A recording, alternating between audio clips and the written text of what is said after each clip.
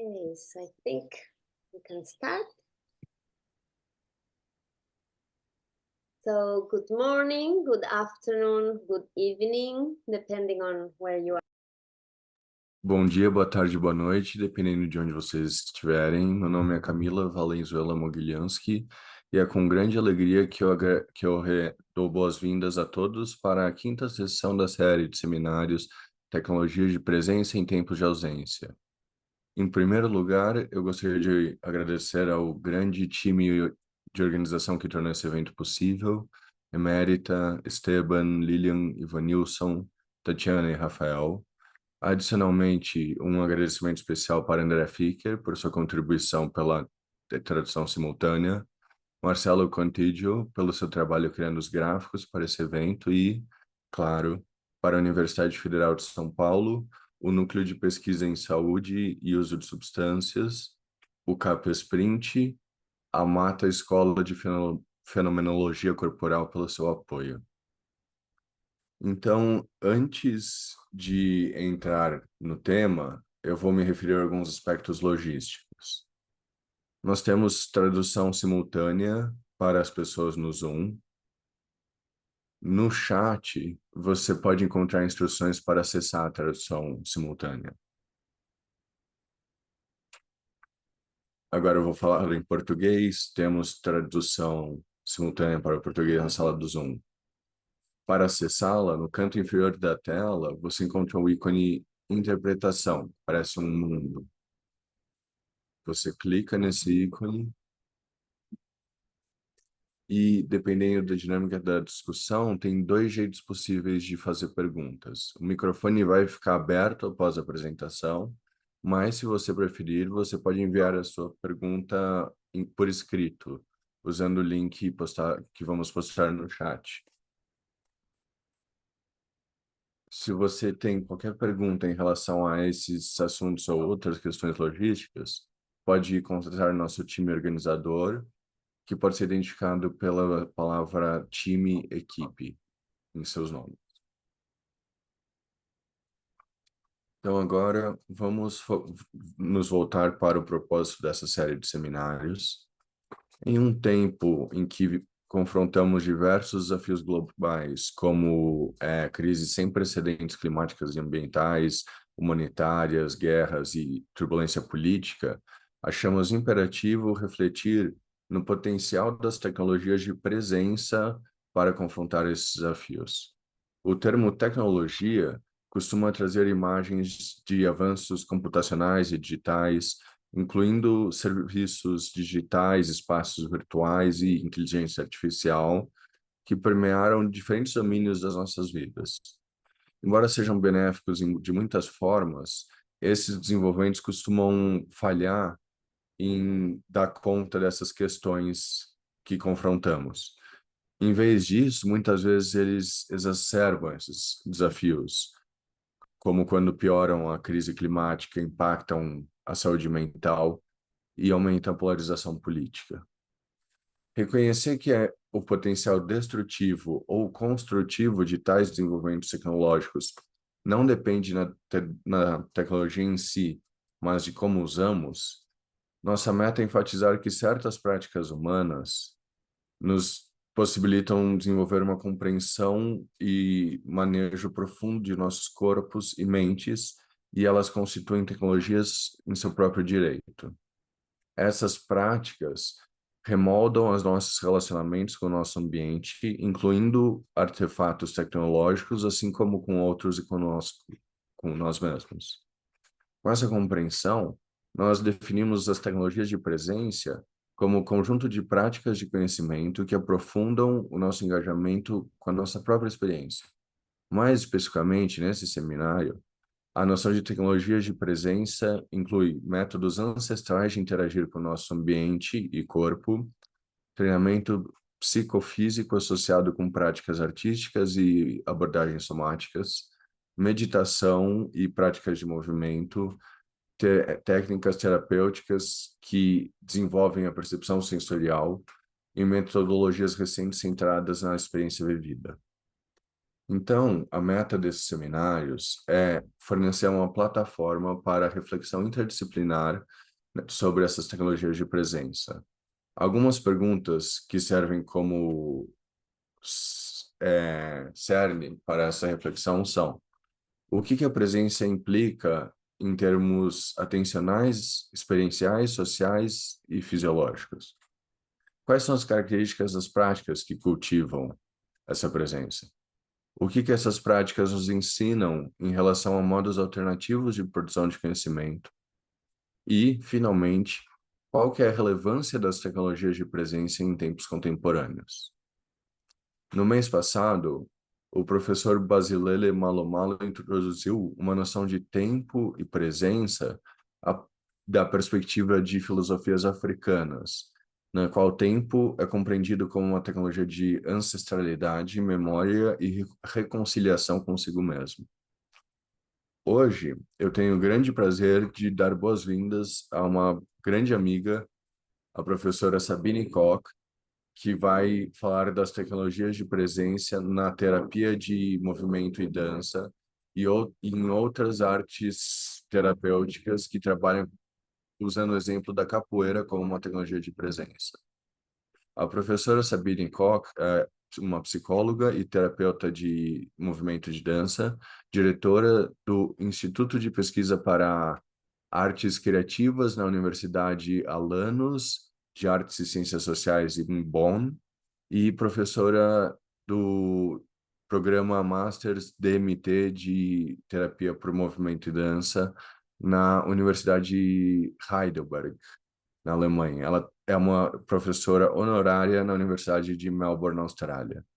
Muito obrigado a todos por sua presença e participação. E, querida Sabine, muito obrigado por estar aqui conosco. E sem mais, eu vou passar a palavra para você. Muito obrigado, Camila, pela tradução, e eu estou muito feliz de estar com vocês hoje e falar sobre capoeira e terapia de movimento e dança como tecnologia de presença. Eu vou compartilhar os meus slides, digam se funcionam.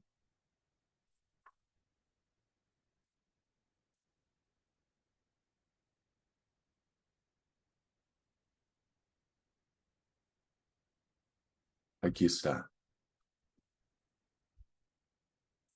Vocês enxergam os slides?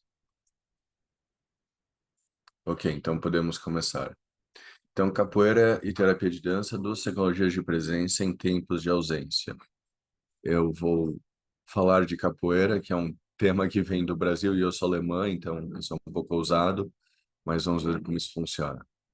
Da última vez ouvimos do professor Basilele Malomalo, que falou sobre os conceitos de tempo e como o conceito de tempo pode ser culturalmente diferente em termos de estar relacionado com tecnologia de presença. E ele falou do conceito de Kitembo, que é um conceito da diáspora áfrico-brasileira que contém o tempo, mas também espaço. E eu fiquei muito inspirado pela fala dele. Também me lembrou que nós falamos sobre tempo subjetivo e objetivo na fenomenologia. E eu gostaria de começar com alguns pensamentos que um amigo meu na Universidade de Heidelberg elaborou acerca de tempo e espaço e psicopatologias. E hoje vamos falar da terapia de dança e movimento, que também é muito relacionada a pacientes, é específica para pacientes com problemas de saúde mental. Então, vamos ver o que meu colega Fuchs diz sobre a experiência de temporal na saúde e na doença.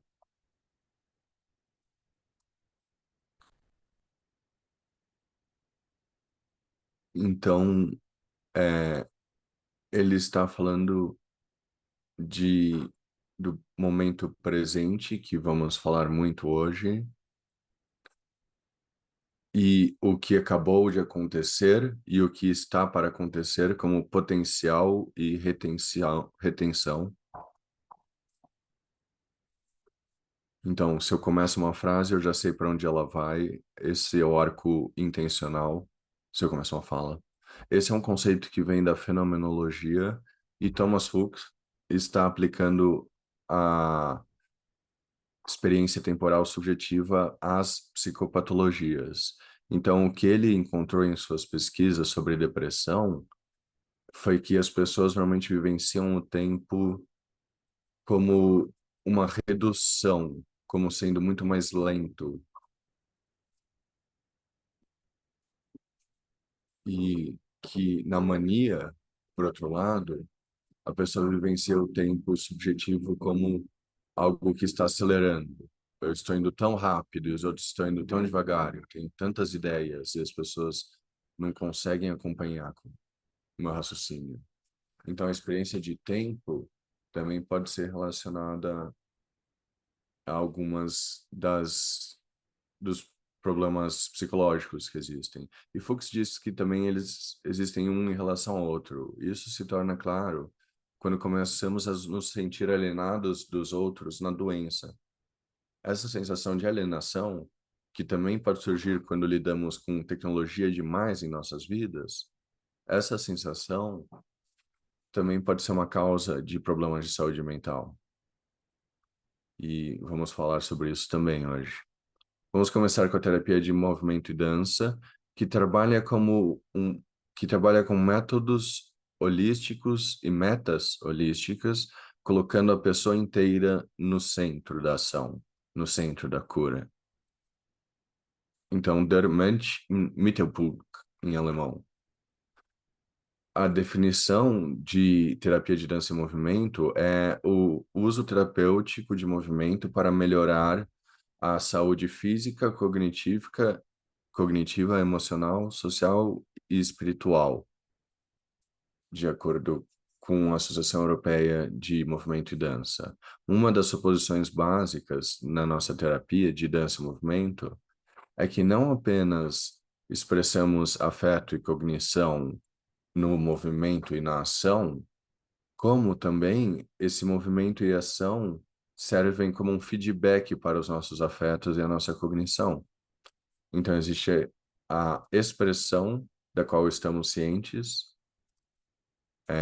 e existe esse livro lindo, A Expressão das Emoções em Animais, que Darwin escreveu em 1872. Então, sabemos que é uma longa tradição de pesquisas sobre como é a expressão. E também existe o lado da impressão, de como os nossos movimentos afetam a nossa cognição e nossos afetos, e podem também causar mudanças nos afetos e na cognição. E é com isso que nós trabalhamos na terapia de dança e movimento, e é isso que vemos em muitas técnicas de trabalho com o corpo. Essa bidirecionalidade, essa suposta, vem de uma pesquisa dos anos 70 do século passado acerca da hipótese do feedback corporal, segundo a qual o feedback aferente que é do sistema motor para o cérebro, exerce um papel causal na vivência de emoções, na formação das atitudes e na regulação comportamental, que são resultados importantes de terapias. Algumas pessoas aqui nos parênteses que foram os precursores dessa linha de pesquisa.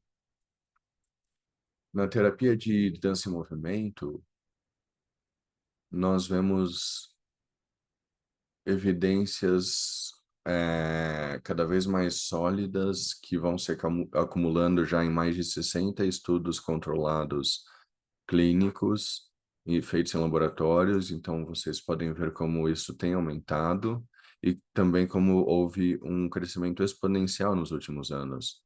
Nos últimos 4 anos, encontramos mais de 75 revisões sobre os efeitos da dança e da terapia com dança da Organização Mundial de Saúde.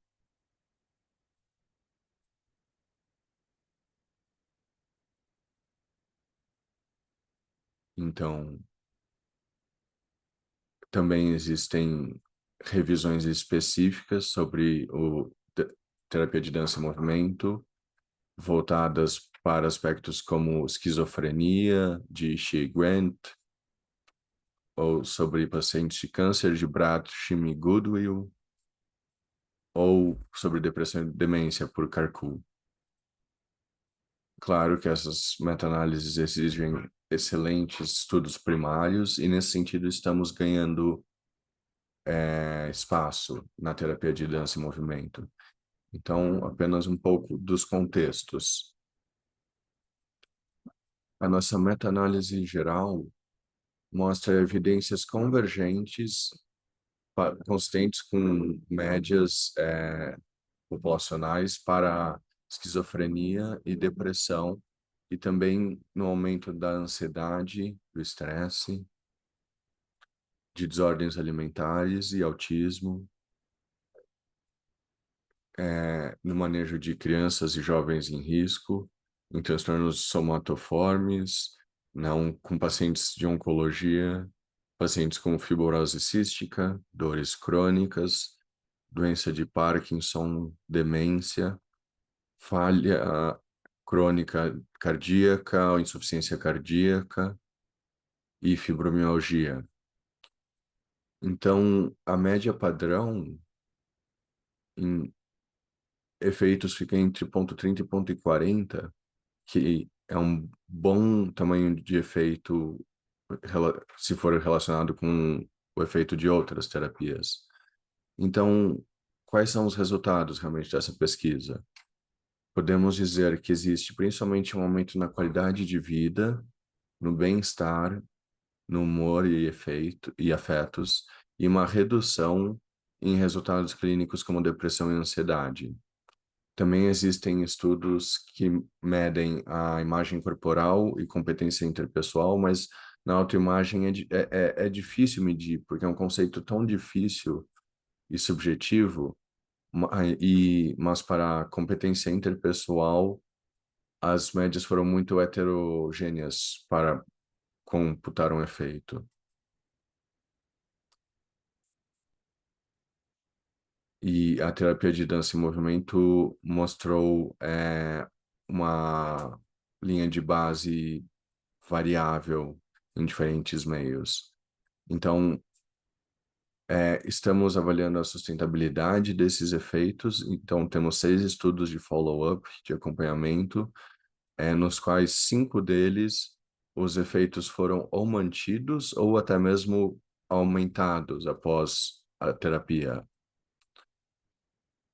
Então, eu só gostaria de ressaltar que na nossa pesquisa em fibromialgia, temos uma pesquisadora do Brasil, pois a Andrea Batista, agora Andrea Salvador, que conduziu o único estudo de arte-terapia nesse contexto, e ela também conduziu um estudo em DMT, terapia de movimento e dança com pacientes de fibromialgia. Hoje ela tem o próprio negócio, vocês podem encontrá-la na internet, e também a Clarissa Machado, cujos estudos com tangoterapia contribuíram para o campo, e também quero ressaltar que a prática corporal de Camila Venezuela Mogilansky com yoga, que também trabalhou com pacientes de fibromialgia. Eu acredito que vocês três deveriam se conectar e conversar. Então, aqui alguns exemplos da terapia, das pesquisas em terapia com movimento e dança.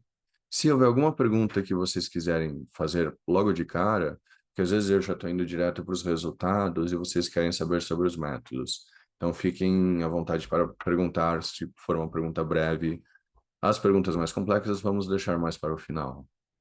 Então, fizemos algumas pesquisas sobre autismo com RCT, com terapia corporal em autismo e esquizofrenia, e recentemente com mulheres traumatizadas. No autismo, encontramos, aqui eram adolescentes, e nós vimos que a consciência corporal aumentou ao longo das 7 semanas de terapia. Tivemos um grupo de controle composto pelos mesmos adolescentes no mesmo contexto, mas eles não participaram, então eles ficaram no grupo controle, nesse centro de reabilitação, onde todos estavam sendo educados. Então eram todos de alto funcionamento, Então, a competência social também aumentou, e o bem-estar, o relaxamento, a tensão diminuiu, o bem-estar aumentou, e a percepção das fronteiras entre o self e o outro, que às vezes é algo difícil no autismo, também foi desenvolvida ao longo do treino com terapia de dança. Nós usamos muitas, principalmente técnicas com espelhos, que costumam ser usados nesse tipo de estudo. O que também fizemos foram esculturas, molduras do corpo antes e depois da intervenção. Então, aqui é um contexto em que você pede para a pessoa construir um corpo com massinha antes e após a intervenção. Então, aqui fica muito claro como as 5 critérios que estamos avaliando melhoraram no pós. Então, o corpo é mais realista, o volume é maior, a superfície do corpo após a intervenção é mais elaborada e mais diferenciada, com mais detalhes. Então, basicamente, essa é uma melhoria drástica e visível do possível resultado de trabalho com movimento corporal. Nesse caso, com adolescentes autistas, mas também foi conduzido esse mesmo experimento com pacientes esquizofrênicos. E aqui esse é um exemplo para técnica de espelhamento e uma dica para um estudo muito importante em nosso campo de Israel, onde foi visto que o espelhamento está correspondente ao estilo de apego. O estudo foi com adultos, eu só usei essa imagem porque essas crianças ficam tão fofas.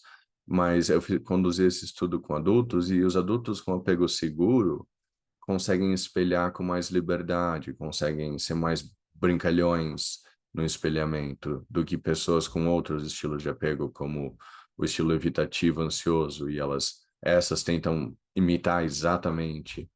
Então, acho que isso é muito interessante. Essa é uma das nossas pesquisas mais avançadas. E a pesquisadora também é uma dermaterapeuta. E conduzimos outro estudo em Heidelberg. Essa foto de Heidelberg, a propósito, vocês precisam visitar se tiverem a chance, porque é um lugar lindo. Nós conduzimos um estudo no departamento de psiquiatria lá com pacientes com esquizofrenia, onde usamos o protocolo específico desenvolvido em Londres, que é um protocolo bastante livre, que dá bastante espaço para os terapeutas selecionarem intervenções e adaptarem essas intervenções para os pacientes. Consiste em 5 passos: um ciclo de abertura, um aquecimento, uma sessão estruturada, uma sessão de movimentos criativos e um círculo de fechamento. O que nós descobrimos foi que, de acordo com o Manual de Doenças Mentais, o DMS, nós tivemos um efeito positivo em sintomas negativos. Então, enquanto a medicação cuida dos sintomas positivos da esquizofrenia e reduz os delírios, as alucinações, os remédios não são tão eficazes com os sintomas negativos. E nós estamos vendo que a terapia com dança é a mais eficaz com os sintomas negativos. Então, as pessoas se tornam mais sociáveis, e seu funcionamento aumenta. E também vimos que a sua atenção e concentração aumenta após essas sessões de terapia, o que foi um resultado inesperado, essa melhoria cognitiva. Então, aqui novamente o efeito, os scores e o estudo mais recente que eu quero abordar trata de um estudo que fizemos com mulheres refugiadas e traumatizadas em Heidelberg, que acabou de ser concluído. E também queremos fazer um estudo randomizado, porque nosso campo é importante, é pequeno e é importante para sobrevivermos nas ciências de saúde. É importante continuar conduzindo esses estudos clássicos controlados, visto que a maioria das orientações médicas, por exemplo, são baseadas em evidências. Então, eu estou explicando por que estamos fazendo tudo isso. E nós queríamos fazer um laboratório de controle aleatório, mas não houve uma população grande o suficiente. Então, conduzimos um estudo de 8 semanas de terapia de dança sem um protocolo ou sem um manual, porque não sabíamos realmente quem viria e quais seriam suas necessidades. Então, a meta era adaptar as nossas intervenções às necessidades dessa população. Alguns estudantes excepcionais da universidade me ajudaram com isso. São pessoas que falavam os idiomas das refugiadas, estudantes do Irã que conduziram o papel de coterapeutas e da Ucrânia e da Turquia. Então, um grande agradecimento a todos os meus estudos e aos outros participantes e terapeutas da equipe. Então, agora, aqui está o que aconteceu. Nós medimos alguns sintomas de trauma, depressão, estresse e ansiedade. E como podem ver, se puderem ver a imagem, o primeiro período de 8 semanas de espera, nada aconteceu. Os sintomas até aumentaram um pouco. E aí, daí, durante as 8 semanas de terapia de movimento, vemos uma forte queda nos sintomas de depressão, ansiedade e estresse. E essa terceira imagem é uma mensuração mais curta dos mesmos sintomas. Essas mulheres estavam muito comprometidas quando as encontramos, elas estavam sofrendo muito e, ao final, o nível de trauma foi bastante reduzido. Isso foi considerado um grande sucesso em termos de tratamento. E foi feito apenas a terapia com movimento e dança. Não houve nenhuma outra intervenção feita no mesmo tempo. Então, é uma amostra poderosa, foram apenas 24 mulheres, mas nesse tipo de pesquisa era isso que precisávamos, um estudo consistente e com resultados poderosos. Então, vamos olhar para as conclusões desses estudos.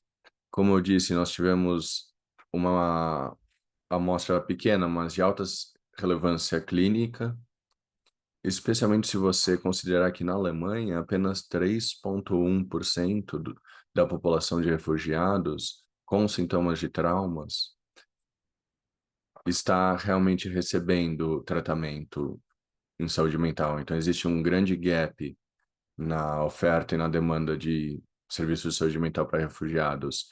E a terapia de movimento e dança pode ser uma opção mais barata para conduzir tratamentos. Ela é mais barata, pois não envolve medicações que são muito mais caras e é, internações que são muito mais caras.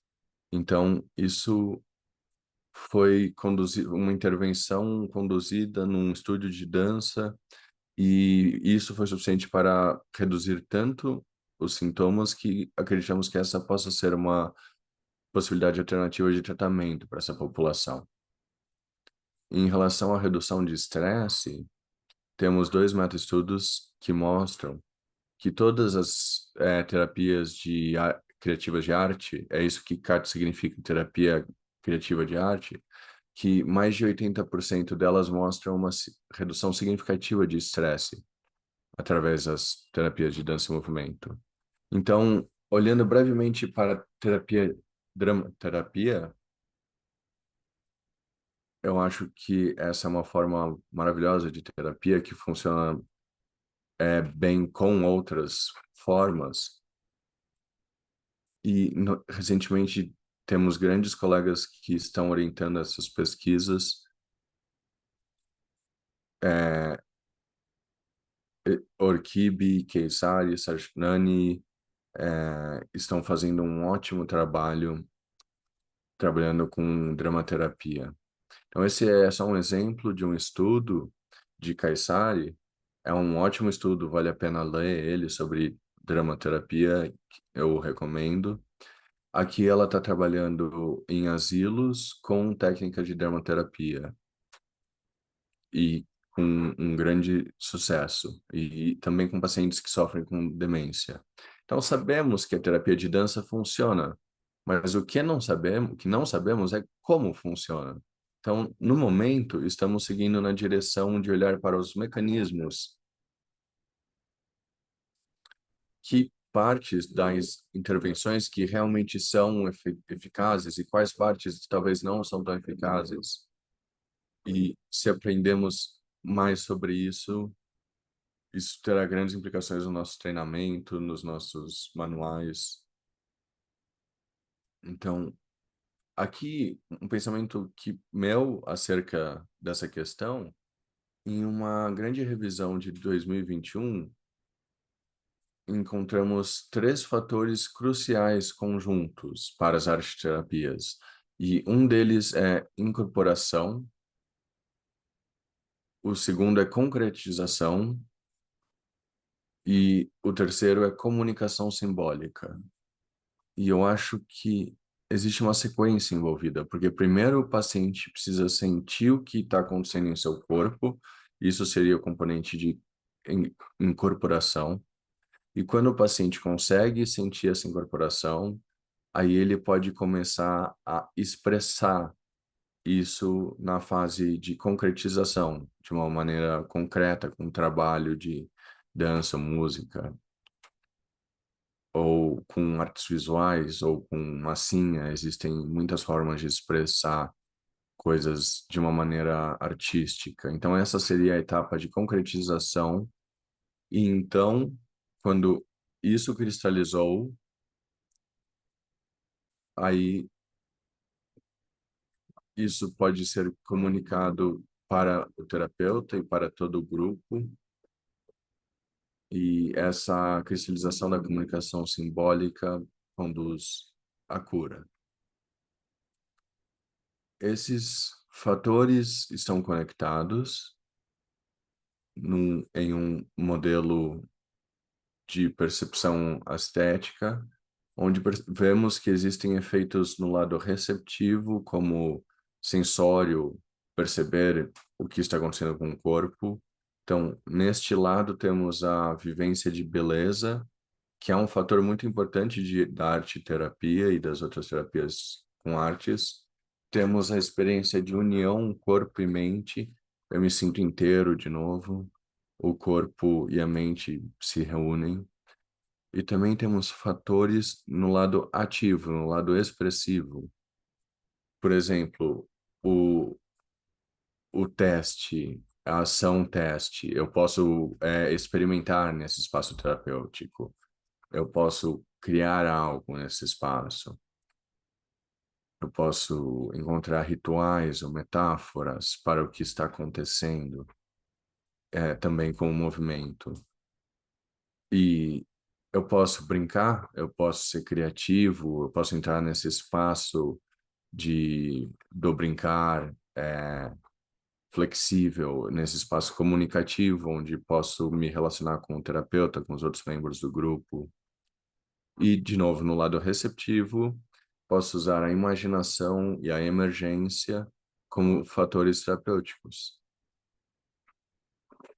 Se olharmos de maneira quantitativa para esses processos, podemos usar a análise de mediação para descobrir mais sobre os fatores terapêuticos, como a experiência estética, que, claro, é um dos grandes candidatos para as terapias de arte criativas expressivas como fator de mudança, que também talvez seja único para as terapias de arte.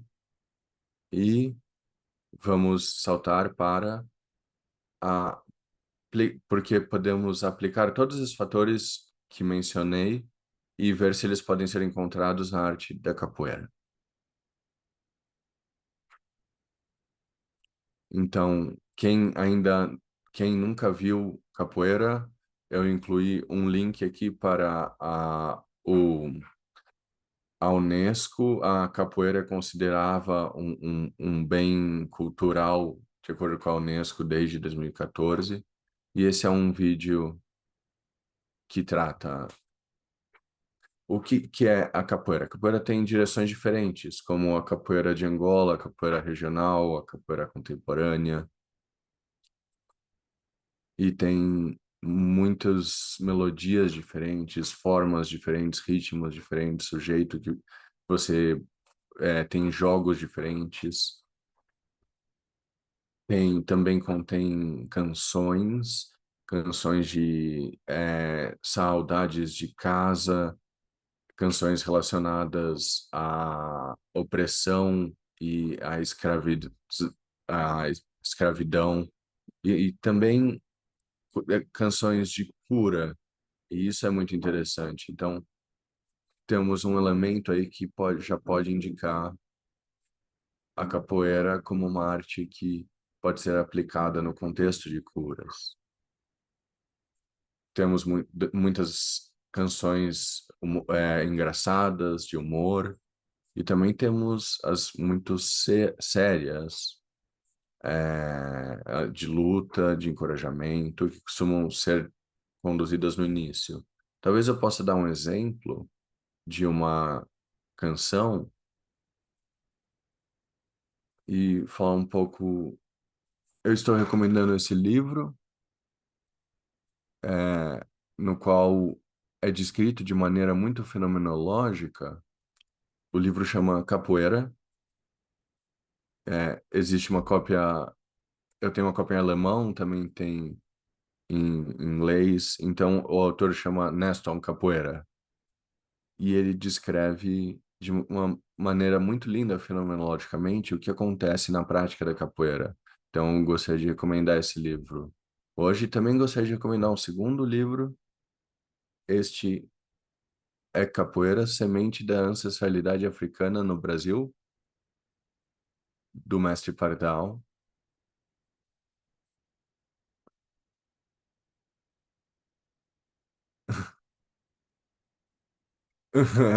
Não, não fica muito claro, mas tudo bem, eu posso. Eles estão nas referências e eu posso enviar a apresentação para vocês encontrarem os livros. A ladainha começa sempre com um grito, um iê, e aí a canção segue. Vou dar um exemplo que aprendi do mestre João Grande. Iê! Quem petit, petit chorando é triste de quem pede com a sua necessidade. Lá no céu, ai que merece, na terra, camarada, aqui em Teres. Ei, aqui em Teres, camarada. E aí o grupo entra e os cantores cantam e o grupo repete a mesma frase e ela é repetida para o cantor. E nesse livro de Nerso Capoeira, ele descreve muito bem como a capoeira começa, quando os dois estão ao pé do berimbau, que é o instrumento líder, e ele diz: o ritmo lento e hipnótico do berimbau ganha o domínio dos dois jogadores à frente do berimbau, e sua mente começa a se liberar de ideias e pensamentos, e os dois jogadores começam a se colocar apenas no aqui e agora. Eles se desfazem de tudo e podem se sentir tão antigos quanto o próprio ritual no qual estão começando a participar. Então, eu acho que são páginas dessas descrições lindas que eu realmente recomendo que vocês vejam, se quiserem encontrar uma prática de presença na capoeira. E eu acho que estar aqui agora é necessário para jogar esse jogo. É um dos fatores que é tão importante, também pode ter um efeito tão grande de cura. Conforme já sabemos sobre terapia com tango, que também traz as pessoas para o aqui e agora, pois você precisa escutar com tanta atenção aquele outro corpo e escutar de uma maneira tão diferenciada onde aquele corpo está conduzindo, que essa presença no aqui e agora é necessária para essa capacidade nessa técnica de presença. E eu trouxe um vídeo bem muito breve sobre capoeira, para quem nunca viu capoeira, e esse é de um projeto que chama Capoeira para Refugiados, é uma ONG britânica formada quando a guerra nascia, começou. Então ela já está operando há vários anos, sempre no contexto de campos de refugiados, e temos muito movimento e trabalho com refugiados. Então, vou mostrar esse vídeo de apenas 1 minuto e meio, acho que temos tempo.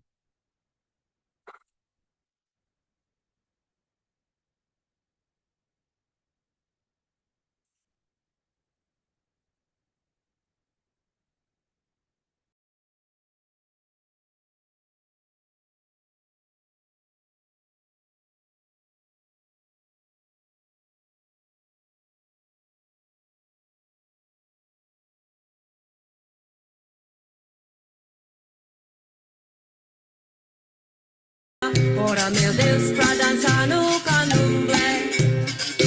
Ela joga capoeira. Ela joga capoeira. Todos sabem como é. Joga homem e menino. Ora, meu Deus, e também joga mulher. Mestre Patria falou. E mestre Bimba confirmou. Todos podem aprender. Ora, meu Deus, general também botou. Sou mulher, eu sou Maria. Sou mulher, eu sou Maria. Capoeira de valor. 12 homens me chamam. Ora, meu Deus, é melhor saber que sou.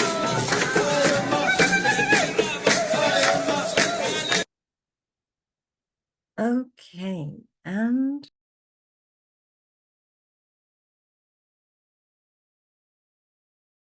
Ok, agora voltando para a apresentação.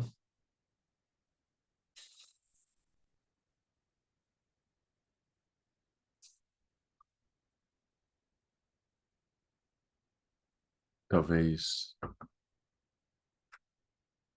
eu vou carregar de novo, desculpem.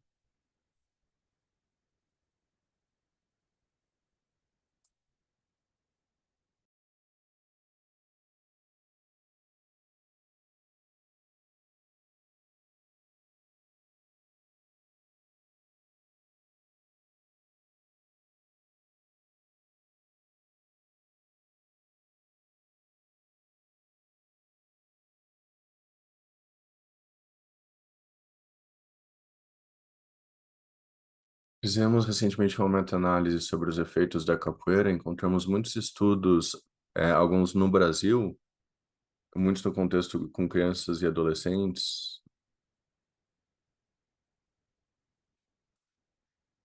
Então, encontramos esses 19 estudos e foi interessante, estávamos olhando para efeitos físicos, fisiológicos e mais psicossociais, e as mudanças psicossociais não foram mais intensas do que em com outras intervenções. Porém, o resultado psicossocial foi bem significativamente fortalecido pela capoeira.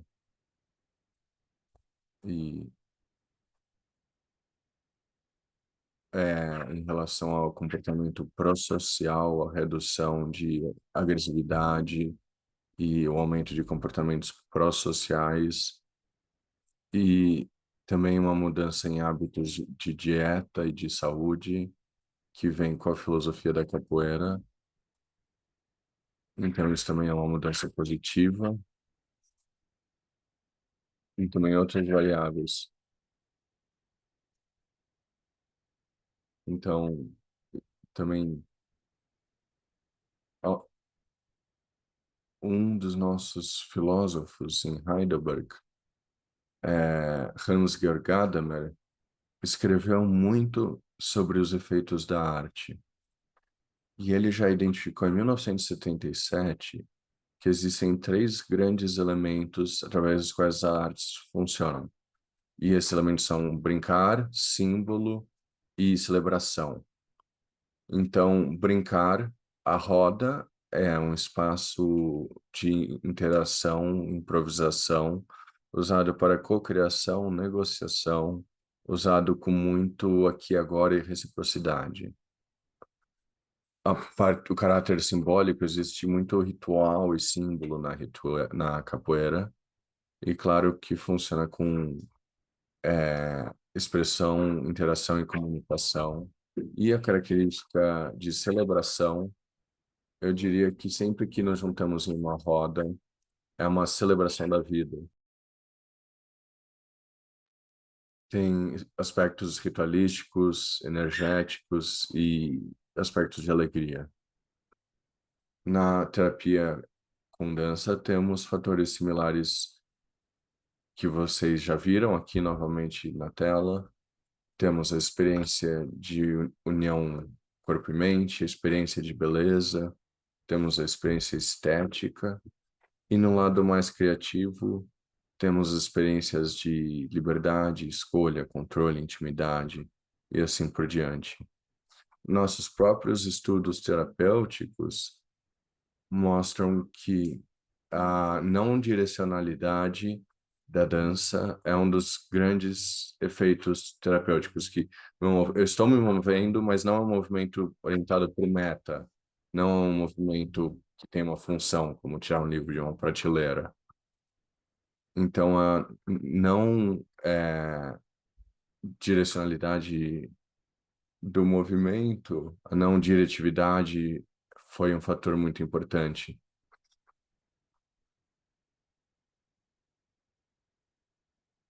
Tem uma experiência de unidade com a música.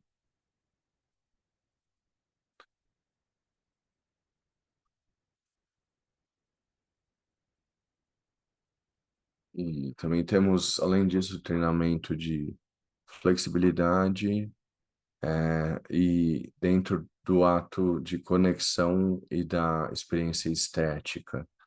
Então, a criação ativa foi vista como uma forma de promover vivências de liberdade, escolha, controle e criatividade.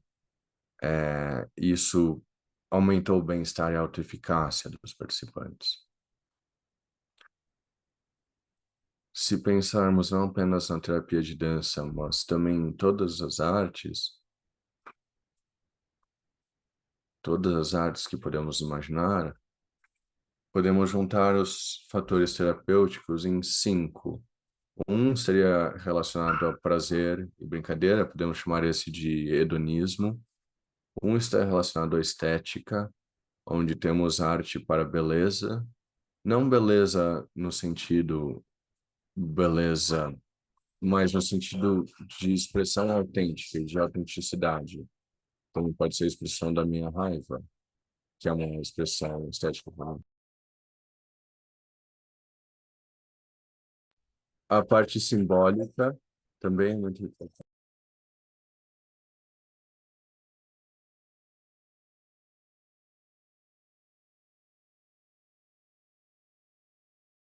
E nessa parte também temos a comunicação que nos faz ser vistos, e o espelhamento é em si um elemento terapêutico.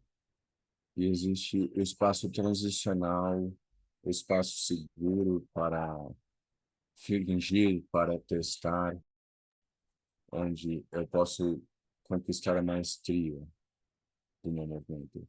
E o elemento de generatividade, que trata de criação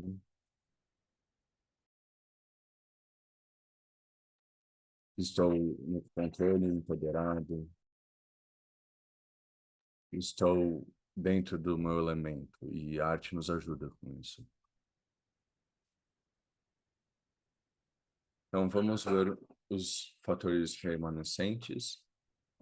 Temos a estética, que tem um papel imenso nos jogos, especialmente no jogo de Banguela, mas também em outros jogos.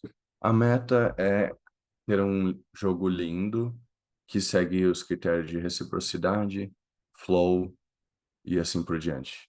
E da última vez o professor Malo Malo disse que a vadiação e a malícia são importantes também. E no espaço transicional, que é o penúltimo, temos muita atuação. E se você está brincando no seu próprio clube, é um espaço seguro. Se você não está no seu próprio clube, talvez não seja. Mas é um espaço liminal que permite testes e testes relacionais. E o componente generativo, a criação ativa interativa. A capoeira é uma cocriação ativa que é feita na união íntima de dois jogadores e é sempre uma cocriação muito interativa, similar à dança do tango argentino, a qual eu me referi antes. Essa literatura que eu usei para a capoeira, a primeira trata das descrições fenomenológicas que eu recomendei e o último fala da história e ancestralidade. E também quero ressaltar que não temos apenas as técnicas culturais da capoeira, mas também do flamenco para trauma, que também tem efeitos e para trauma e ambos vêm de contextos opressivos. Então acho que tem algo inerente nessas formas de arte que crescem, que emergem de contextos opressivos, que também pode talvez ser muito adequada para fortalecer a resiliência dos pacientes, pois é disso que sua história trata, de força e resiliência. Então, temos projetos aqui também de tango argentino com pacientes com Parkinson. Estamos usando o flamenco na unidade de psiquiatria também. E existem muitos benefícios. A mais bem pesquisada dessas artes é o tango.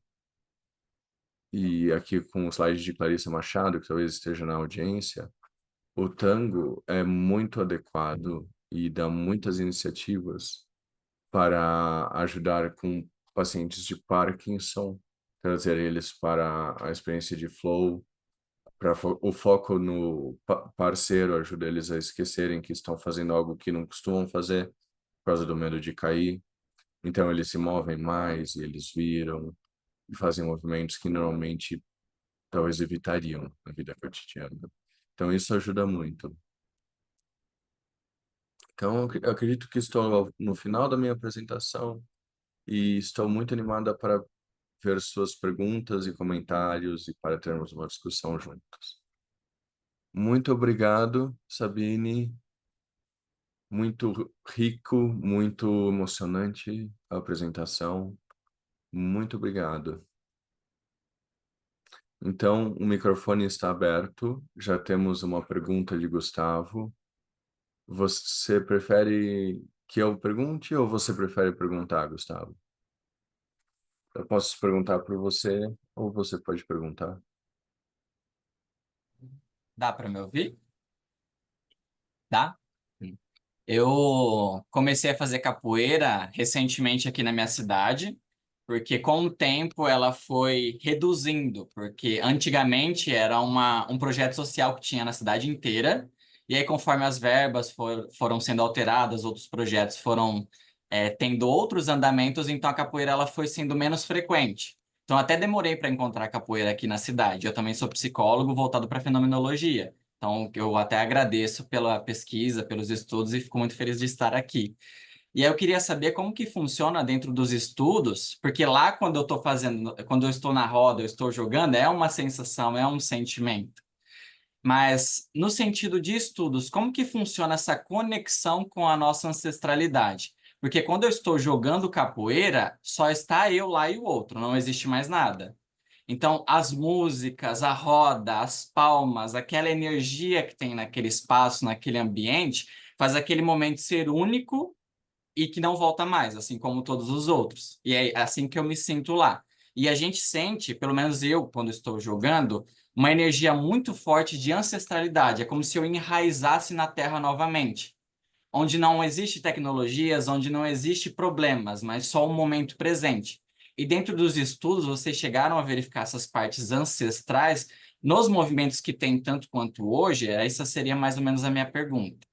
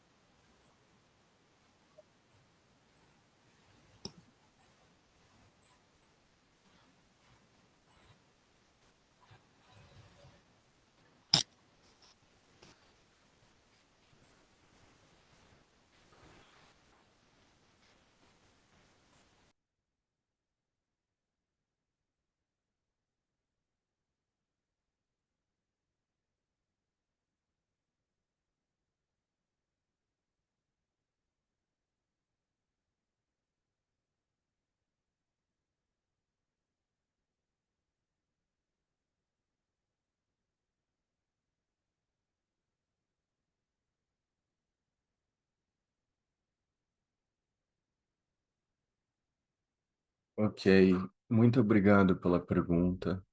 Claro, como uma praticante de capoeira, eu sei exatamente do que você está falando.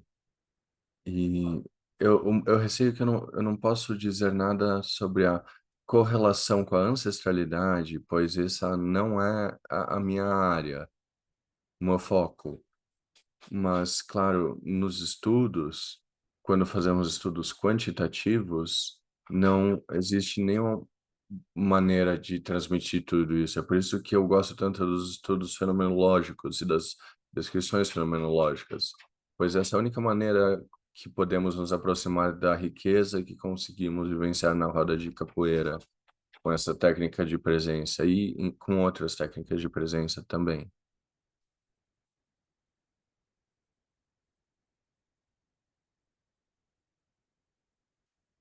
Mas eu gostaria e também quero acrescentar, quando fazemos estudos quantitativos, estamos tentando encontrar formas cada vez melhores para transmitir o tema real que estamos tratando, a arte per se.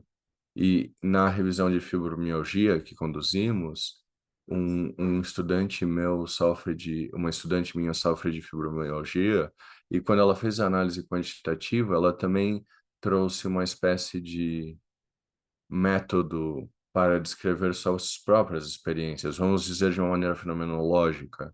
E ela fez isso de maneira é, é, conjunta com a análise quantitativa. Então, acho que podem ter maneiras de transmitir melhor o que estamos tentando dizer até na pesquisa quantitativa, se pudermos encontrar maneiras mais criativas de transmitir isso em estudos quantitativos.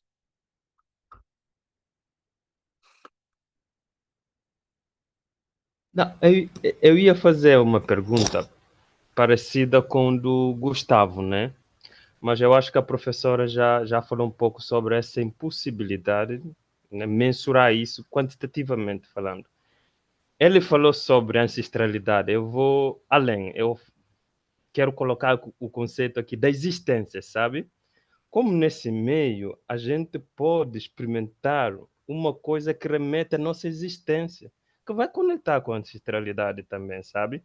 Eu acho que são práticas que vão emergir da opressão, né? Aí entra a minha outra questão aqui. Como é que a gente pode pegar estudos fenomenológicos para, né? A gente tem aqui capoeira. Capoeira, a gente sabe que nasce da resistência da opressão, né? Do meio da opressão. No meu país, a gente tem dança que já vai fazer face enfrentar a opressão. Essas danças não vão nascer no momento da opressão, já existiam, estão lá para resistir à opressão do colonizador, sabe? Na Guiné, falo no meu país, Guiné-Bissau, a gente tem várias danças, né, que resistiram o processo colonial português. Ainda essas danças estão lá. Claro que a globalização vai sugando do jeito dela, né? A gente vai ter pouca representatividade como antigamente, né? Mas essa coisa existencial da cultura, da vida humana, dar sentido à nossa vida, eu acho super interessante. Que pena, a gente não vai ter métodos, nem se esses métodos qualitativos dão conta disso, métodos quantitativos menos ainda, eu acho, ao meu ver, menos ainda, mas são coisas assim super importantes que dão sentido à nossa existência aqui como seres, se assim posso dizer. Obrigado.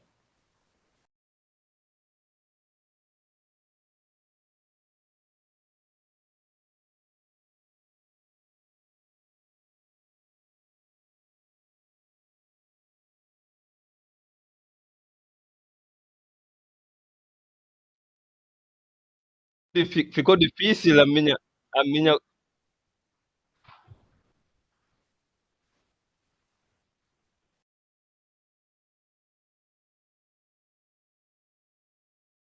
Então, eu acredito que a ideia do que Ivanilson disse, ele disse que, por um lado, é uma pena que não possamos transmitir o que está acontecendo nessas técnicas.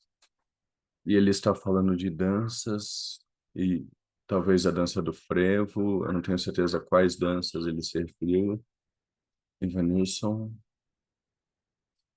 de que danças? Na Guiné, estou referindo aqui o contexto guinense. Guiné-Bissau é um país da África Ocidental colonizado pelos portugueses. Na Guiné, a gente tem várias danças. A gente tem gumbé, a gente tem grupos. Gumbé é dança assim, meio que nacional. Como aqui capoeira é uma coisa brasileira, na Guiné a gente tem gumbé. A gente vai ter variedades dessas danças dependendo da configuração da nação étnica. Você vai ter grupo de mulheres reunidas, né, para fazer face à dificuldade do dia a dia, né? Na Guiné a gente chama de grupo de manjuandade, dançando gumbé, né? Chamando, né? Dando essa força simbólica que a professora colocou, que vai muito além do simbólico, traz a questão existencial também, da força da mulher africana, da força da mulher guinense. Como é que a mulher guinense enfrenta certas dificuldades do dia a dia?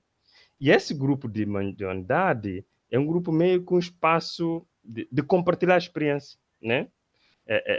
Dispor sobre a vida do dia a dia. E a dança entra para ajudar, dar leveza à vida, né? Face a vários problemas que as mulheres enfrentam no Guiné e no mundo também. A gente não pode esquecer isso, que a gente tem uma sociedade em que a mulher sai perdendo, dependendo da organização política do país, você vai ter pouco sofrimento das mulheres face a questões sociais.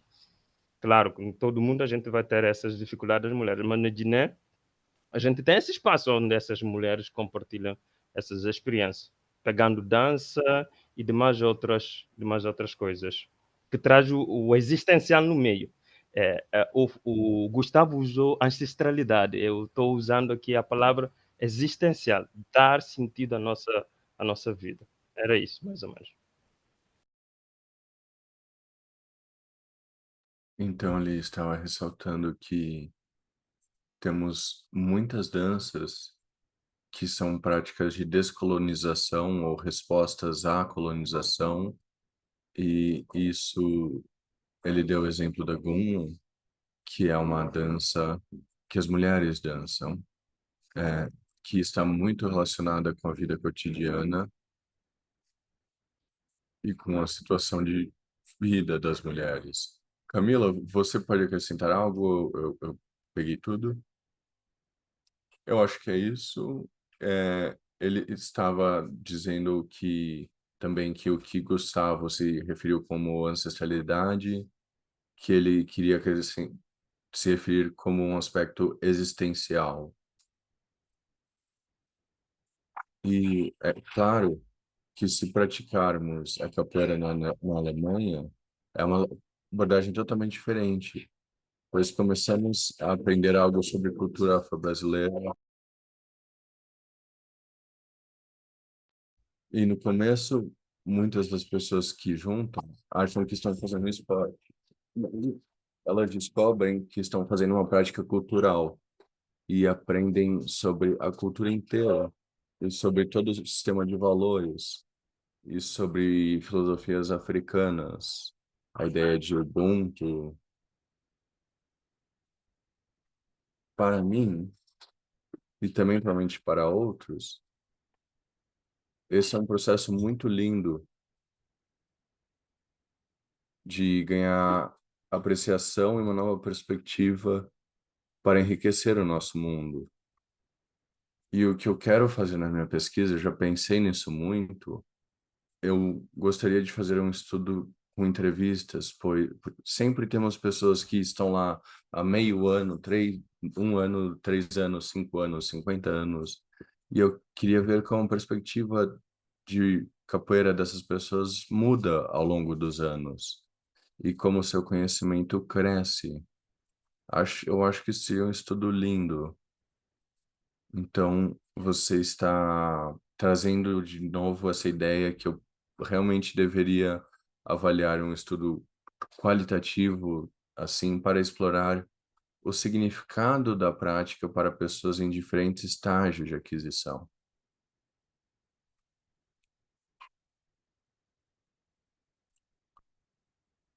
Obrigado.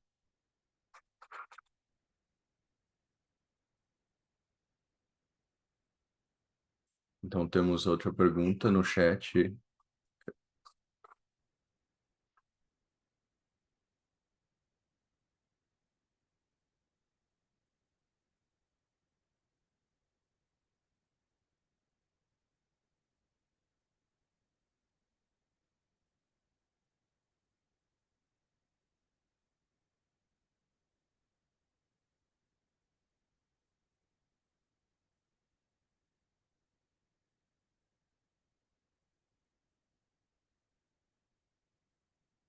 Ok, eu vou fazer a pergunta em inglês.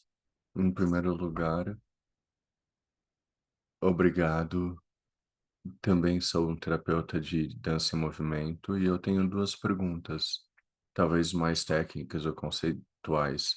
No começo da apresentação, você falou de sistemas afetivos e sistemas cognitivos, e eu quero saber se você vê uma diferença entre eles, pois eu meio que vejo o sistema afetivo com a parte intrínseca do nosso sistema cognitivo, a forma como sabemos, como aprendemos sobre nós mesmos e sobre o mundo. E a minha pergunta é, uma das abordagens mais usadas na prática é improvisação. Então, existe uma correlação para você entre o movimento improvisado e os efeitos positivos da terapia de dança e movimento? Eu pergunto isso pois a minha pesquisa trata de improvisação. Sim, sim, muito obrigado, Kiran, pela pergunta. Primeiro, eu acredito que sim, nós deveríamos falar sobre o sistema cognitivo afetivo com aspas, pois sabemos que existem tantas conexões diferentes e a forma como você enxerga esses sistemas faz muito sentido para mim, que o afetivo está incluído no cognitivo, mas também pode-se dizer que existem tantas conexões bem pesquisadas que talvez faça mais sentido falar de um sistema uno, cognitivo e afetivo. E a segunda pergunta sobre DMT, sobre a improvisação e a dança, terapia de dança e movimento, um dos estudos onde estávamos vendo essa não direcionalidade, em um desses estudos trabalhamos com improvisação em estudantes com sintomas de estresse. Tivemos muitos estudantes com estresse severo, com muitos sintomas físicos na nossa universidade. Eu fiquei até surpresa. Claro, estávamos procurando por pessoas sob estresse. E então tivemos uma das pessoas no grupo, um dos grupos começando a improvisar e o outro grupo tendo uma tarefa muito mais estruturada. Então, um grupo mais improvisado e um grupo com movimentos estruturados e guiados. E então nós vimos como isso afetou a redução do estresse, o aumento da autoeficácia corporal e ao aumento de bem-estar, e encontramos uma vantagem muito clara no grupo com improvisação, no grupo que chamamos de não diretivo, não direcionado. Então, essa é a diferença entre a improvisação e o movimento direcionado, com metas, pode-se dizer. Então, eu recomendo que você veja esse estudo produzido em 2017 em Artes e Psicoterapia, por Wiederhoven e Koch. Eu vou incluir no chat o link para que você possa encontrá-lo.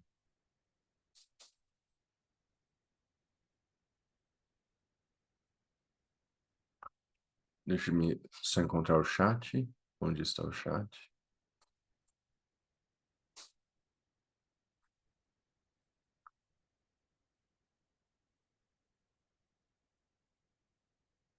As artes e psicoterapia. Muito obrigado.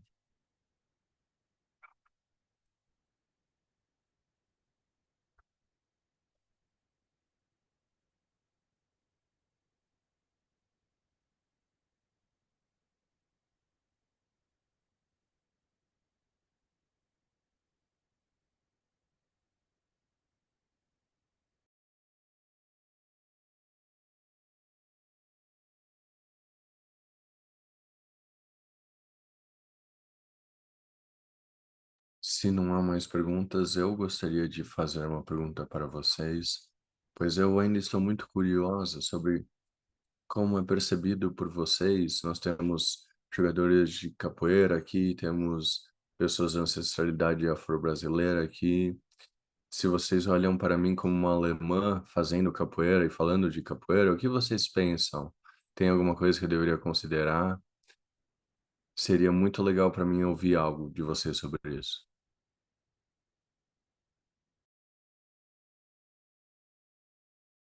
O pensar que ela fala é em que sentido? No termo de sentimento, quando ela está na roda, em qual sentido seria?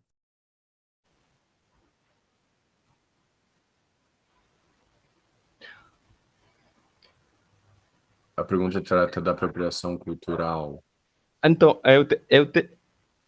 eu tenho um comentário, não sei se a Camila quer falar.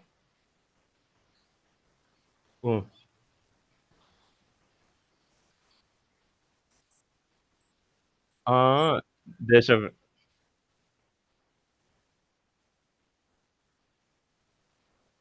Ótimo. Isso. Coloquei.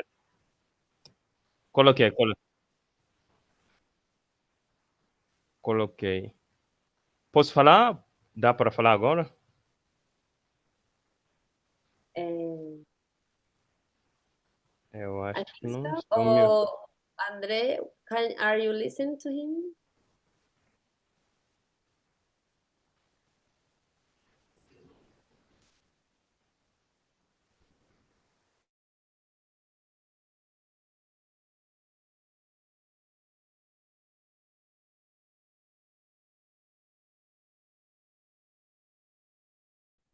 And well, I can switch him very quickly to the English interpretation and then back to Yeah. Portuguese. Yeah, Or we let's can keep doing what we were doing, that's sort of working, and Okay, translate. okay.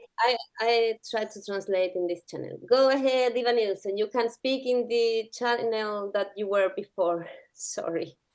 Ótimo. Deixa eu tentar aqui. Aqui? Aqui. Ok. Não, sobre a pergunta dela, eu tenho um comentário sobre isso. Eu acho falar sobre sobre o racismo, falar sobre violência de gênero, falar sobre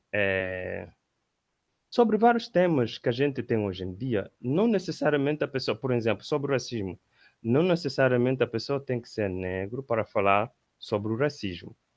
Isso aqui é o meu ver. Ivanilson aqui falando. O que eu acho de errado, falar sobre racismo, é para ganhar protagonismo. A pessoa branca falando sobre racismo para ganhar protagonismo. Mas desde já que você está trazendo o tema para mostrar que tem certo grupo de pessoas sofrendo sobre um determinado fenômeno, eu acho que não tem problema. É a mesma coisa sobre a capoeira. Desde já que a professora está expandindo o conhecimento, a vivência, né, dessas pessoas, a resistência dessas pessoas, eu acho, a meu ver, eu acho que não tem nenhum problema sobre isso. Feminicídio não é só a mulher que tem que falar sobre isso.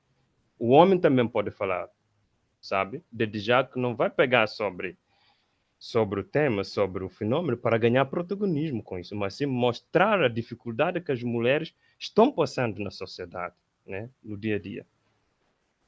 Essa aqui é a minha opinião sobre o que ela colocou.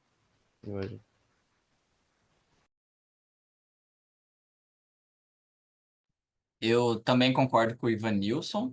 Se senti...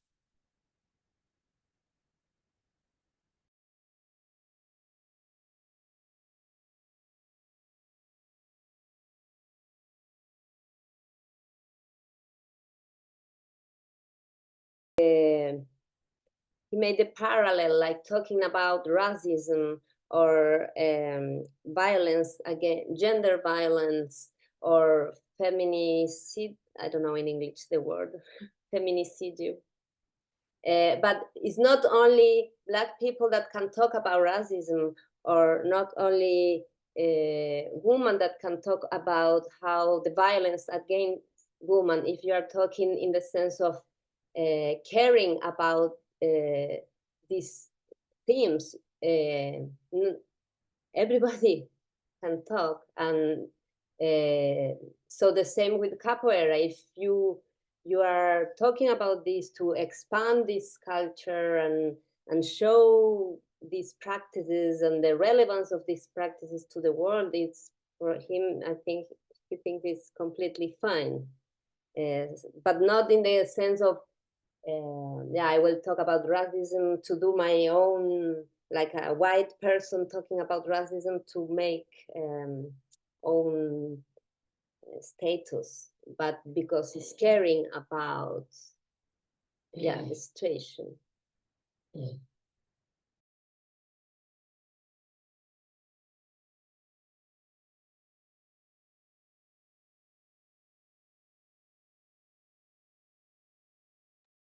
Dá para ouvir certinho?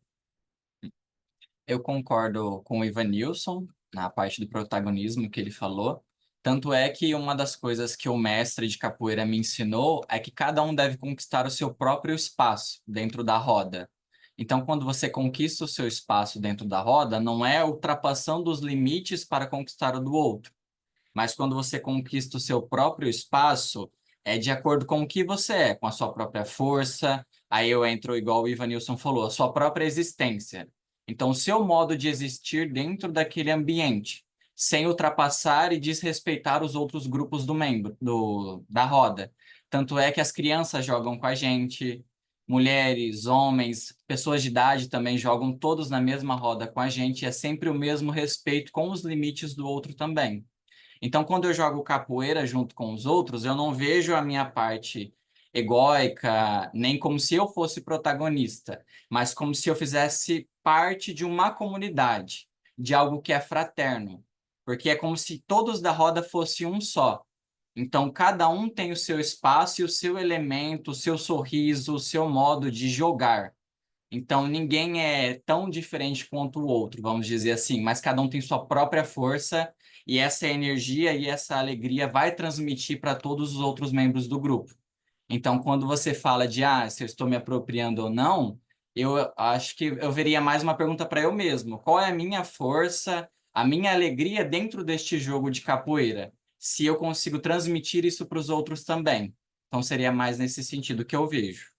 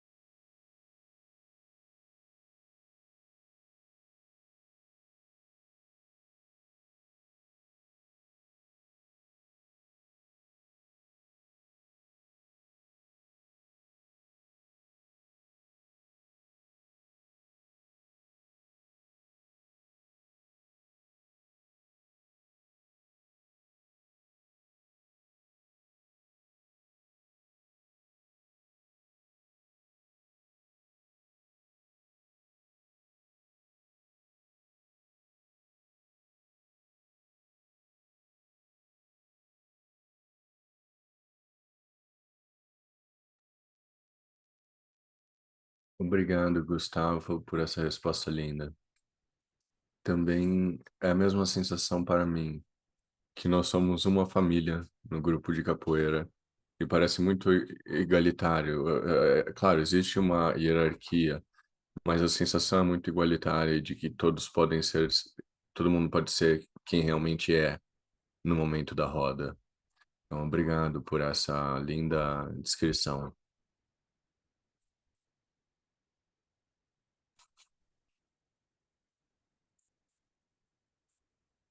Eu vejo o ponto de que Vanilson e Gustavo estão fazendo,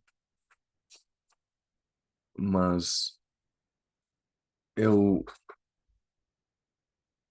posso ver um pouco o porquê da sua pergunta e eu acho que existem algumas diferenças e também alguns lados sombrios na comunidade de capoeira.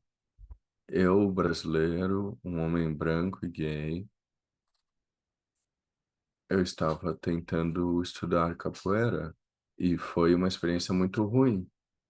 Havia muito preconceito por causa da minha cor e da minha orientação sexual. Então, até eu encontrar um determinado grupo que para eles isso não era um problema, mas quando você fala da capoeira na Europa, é totalmente diferente, pois as pessoas sabem que essas pessoas que vão ensinar são diferentes, são pessoas brancas de outro país. E, e isso é tão importante, esse trabalho é tão importante, porque está trazendo toda a filosofia e a prática da capoeira para muitas pessoas que isso nunca alcançaria se não houvessem esses trabalhos. Então, eu diria apenas obrigado pelo trabalho que você está fazendo. Ele é incrível. E eu não me sinto que é estranho ou que há apropriação, pois não. Pois também existem pessoas brancas no Brasil fazendo capoeira. Então, eu não sei, eu só tenho a dizer obrigado pelo que você está fazendo. Então, essa é a minha opinião. Obrigado, Kira, pelo apreço.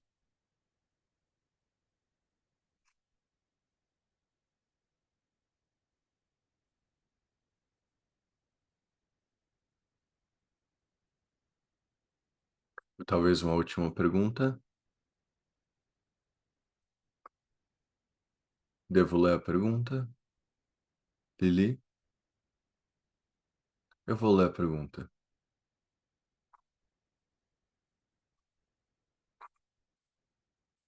Então,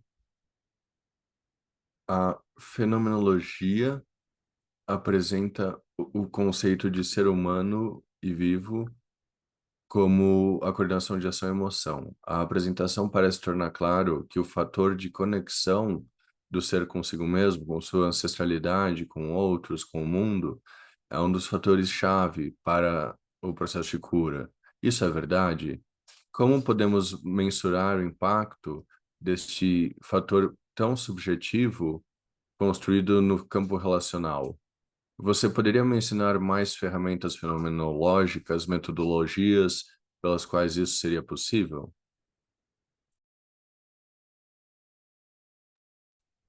Ah, Camila, essa pergunta é para você, se estamos falando de metodologias fenomenológicas.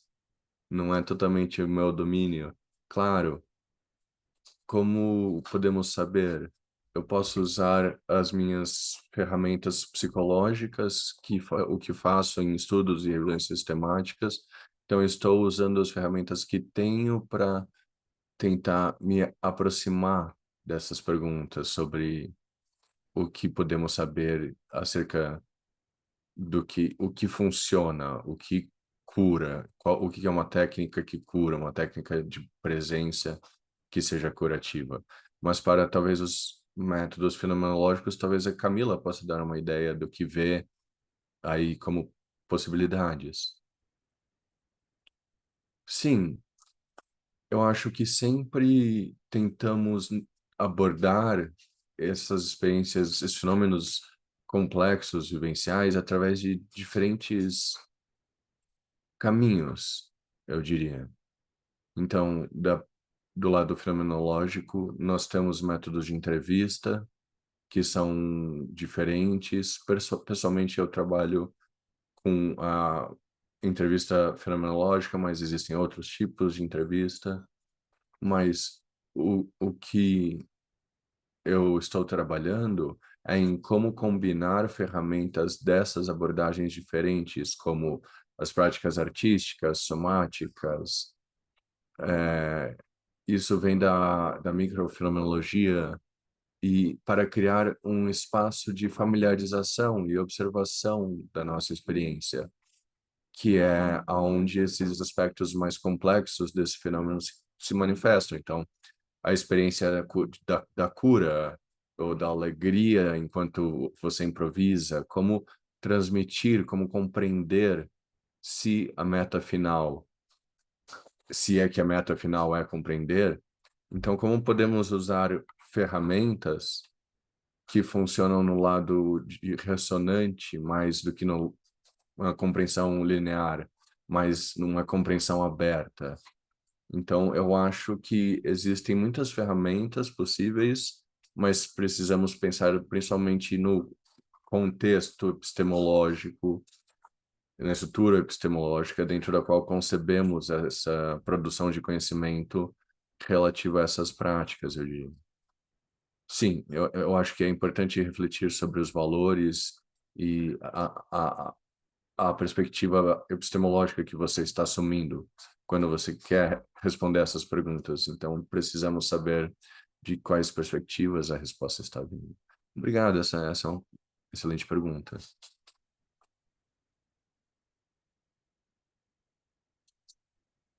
Bem, muito obrigado. Obrigado, Sabine, pela sua presença, pela sua apresentação. Muito obrigado a todos por sua participação. E vamos continuar esses seminários mensais. Mês que vem, no dia 5 de novembro, será o próximo seminário. E vamos dar boas-vindas a Claire Redmentians. Então, vocês são muito bem-vindos, os registros já estão abertos. Então, muito obrigado, Sabine. Foi muito enriquecedor, foi muito inspirador. Muito obrigado. Obrigado pela organização. E a todos por estarem aqui. Tchau, tchau. Tenha uma ótima noite. Bom descanso. É tarde na Alemanha.